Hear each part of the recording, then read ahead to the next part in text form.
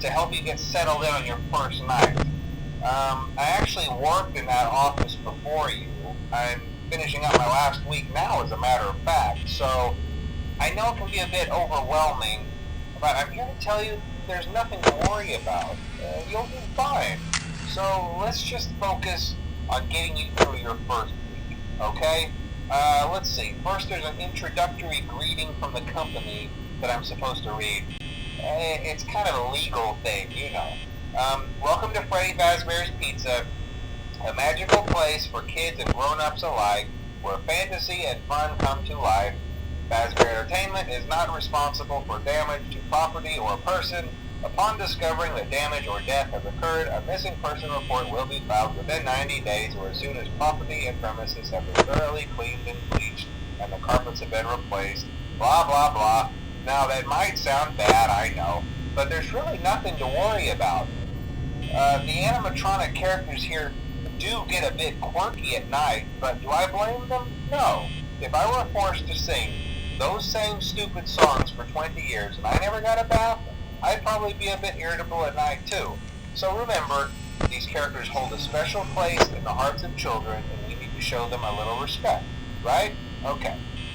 So just be aware, the characters do tend to wander a bit. They're left in some kind of free roaming mode at night. Something about their servos locking up if they get turned off for too long.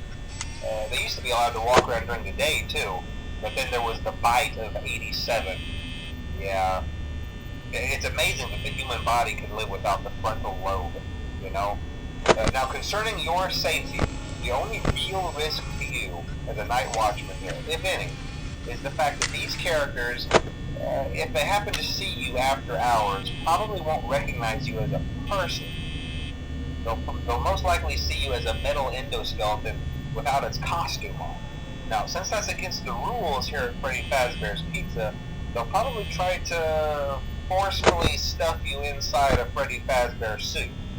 Now, that wouldn't be so bad if the suits themselves weren't filled with cross beams, wires, and animatronic devices, especially around the facial area. So you can imagine how having your head forcefully pressed inside one of those could cause a bit of discomfort and death.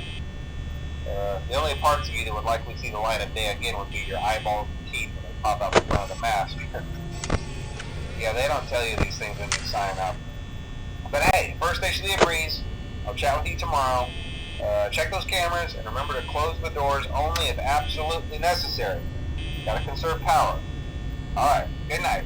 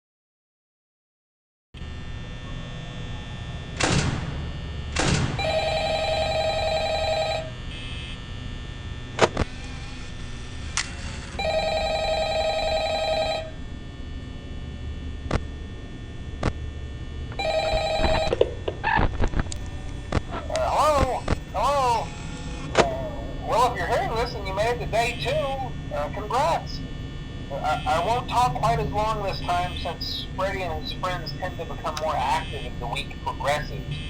It might be a good idea to peek at those cameras while I talk, just to make sure everyone's in their proper place, you know.